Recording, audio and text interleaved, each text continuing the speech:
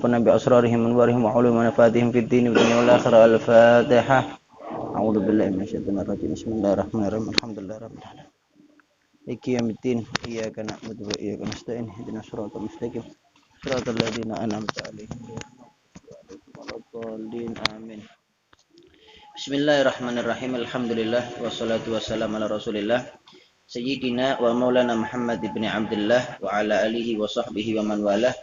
Wala haula wala quwwata illa billah.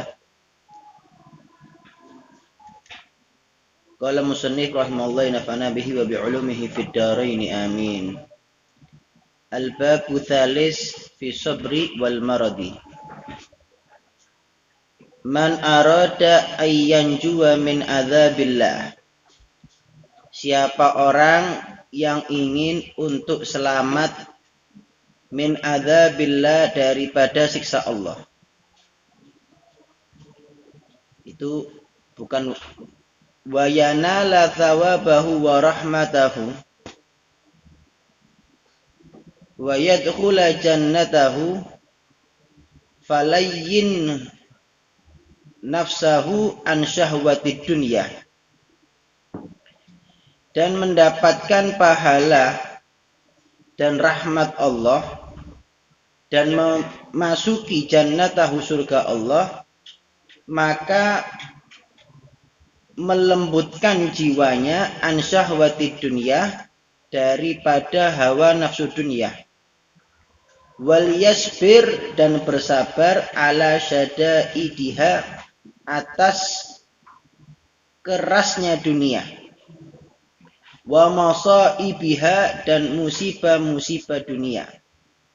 Kama qala Allah Ta'ala, sebagaimana qala berfirman Allahu itu Allah Ta'ala, wallahu yuhibbus sabirin, Allah cinta terhadap orang-orang yang sabar.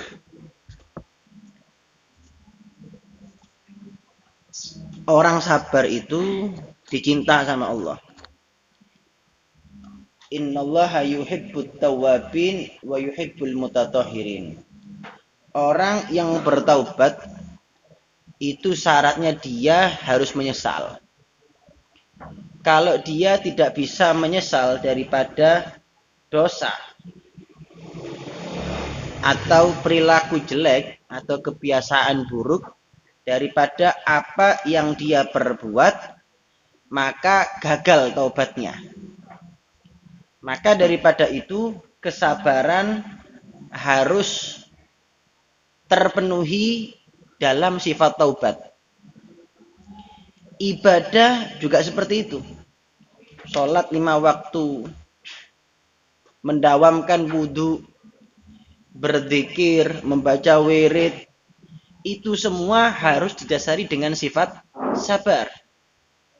Karena pada hakikatnya semua itu akan terlaksana dan menjadi istiqomah ketika orang itu bersabar.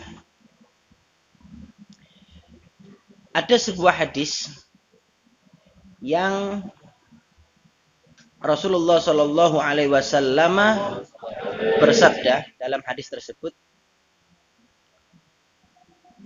"May yuridi bihillahu khairan yusibhu." Ini dalam bab sabar, ada di kitab Riyadhus Shalihin.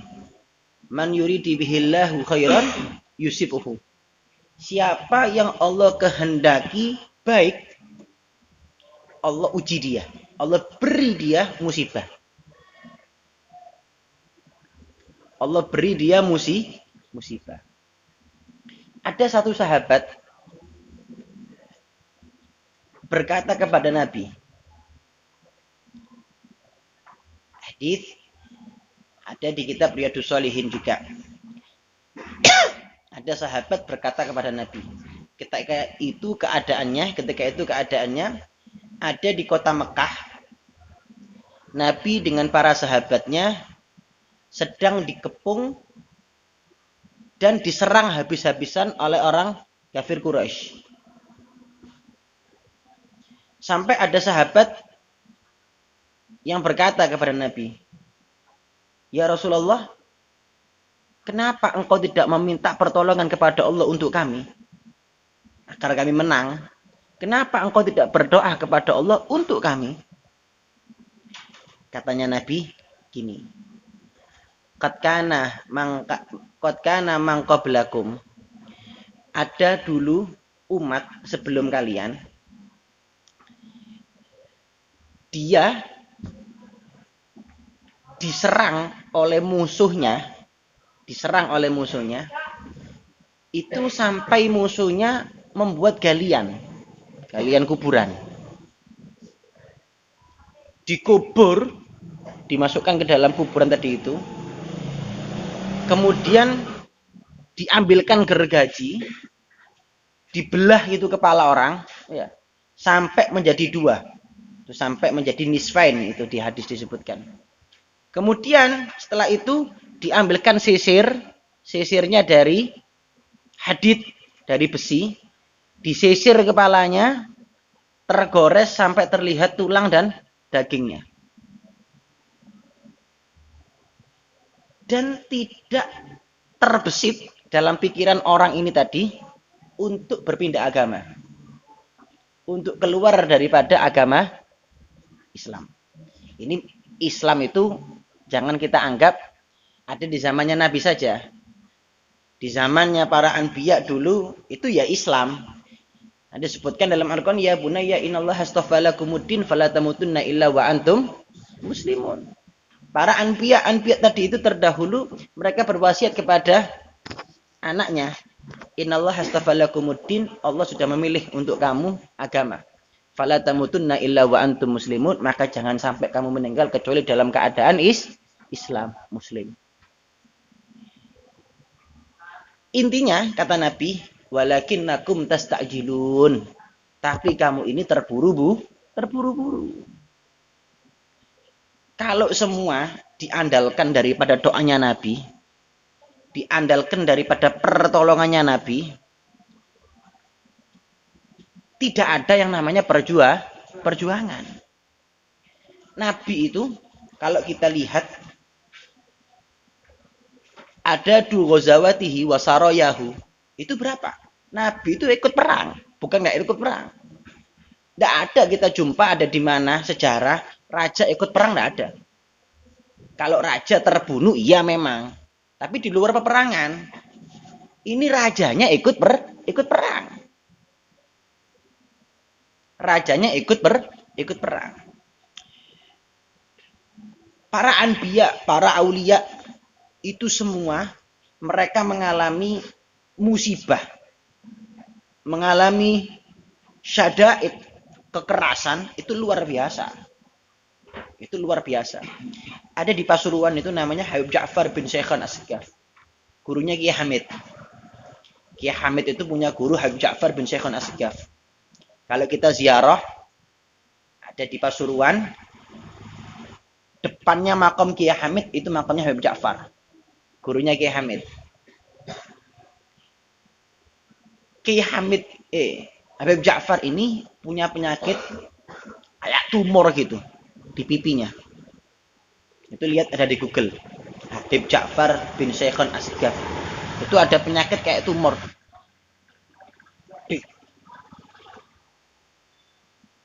Suatu ketika Habib Ja'far ini sering ngobati orang.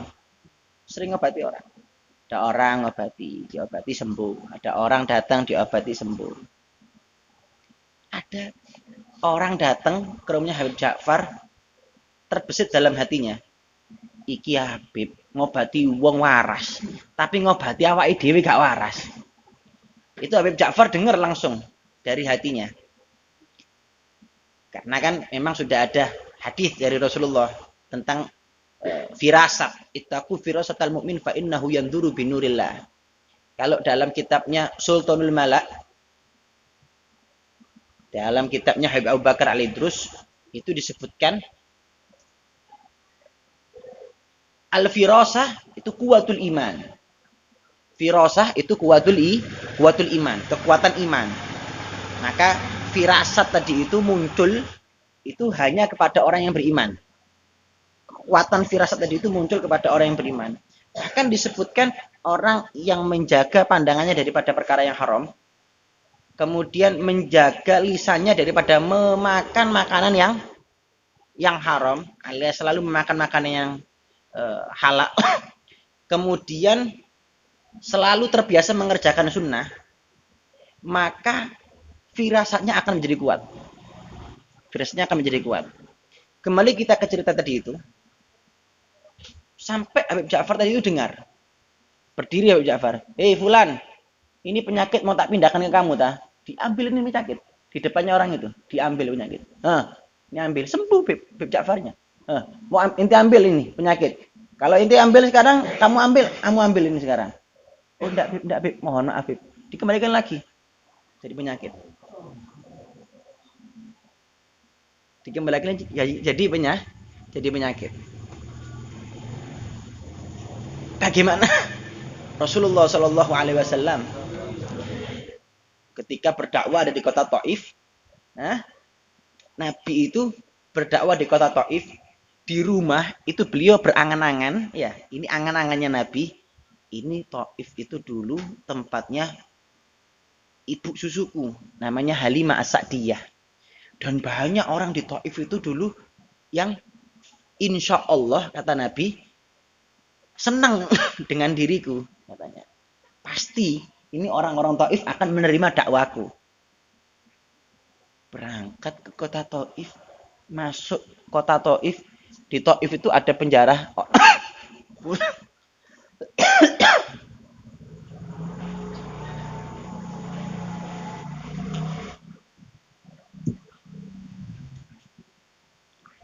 Di Taif itu ada penjara khusus orang gila. Ketika Nabi Muhammad datang, itu penjara dibuka, disuruh ngejar Nabi. Anak-anak kecil, ya, anak-anak kecil itu disuruh mengusir Nabi Muhammad. Bilang Muhammad gila, Muhammad tukang sihir. Sampai ada yang melempari batu, sampai ada yang menghina Nabi dan lain sebagainya. Itu sampai keluar darah daripada mulut Nabi itu. Itu Nabi tadahkan tangannya. Jangan sampai darah ini jatuh ke bumi. Ini kalau darah jatuh ke bumi, ya. Darah jatuh ke bumi, ini bumi yang tidak terima. Bumi yang tidak terima. Makanya Nabi tadahkan darahnya jangan sampai jatuh. Pokoknya Nabi di peperangan manapun jangan sampai darahnya jatuh. Dan sahabat-sahabat tadi itu sudah dipesan sama Nabi. Sampai ada malaikat penjaga gunung ngomong sama Nabi. Ya Rasulullah, ya Muhammad, izinkan aku untuk melemparkan kedua gunung ini kepada penduduk Taif. Katanya Nabi apa? Tidak. Aku masih mengharapkan, kalau mereka tidak mau beriman kepada diriku, aku masih mengharapkan sulbi yang ada dalam diri mereka untuk beriman kepada aku. Katanya malaikat menjaga gunung apa? Shaddaqah man sammaka ra'ufan rahima. Benar, zat yang memberimu nama ra'ufan rahima. Maksudnya maha benar Allah yang telah memberimu laqab nama ra'ufan rahima. Jadi namanya Allah itu diberikan oleh Allah kepada Nabi ra'ufan rahima. Sampai Nabi itu berteduh di suatu pohon berdoa apa? Doanya yang sangat masyhur. Allahumma hdi qaumi fa innahum la ya'lamun. Ini kalau kita telusuri ya. Doa Nabi ini umat orang yang menghina Nabi saja dianggap nama Nabi apa? Allahumma hdi qaumi, ya Allah ampuni kaumku. Ini menghina Nabi loh ya. Menghina Nabi, tapi Nabi ngomong apa? Qaumi fa innahum la ya'lamun. Sesungguhnya mereka tidak mengetahui. Hasil intinya adalah yakfiru. Intinya adalah sabar itu diperlukan di segala keadaan. Wabil khusus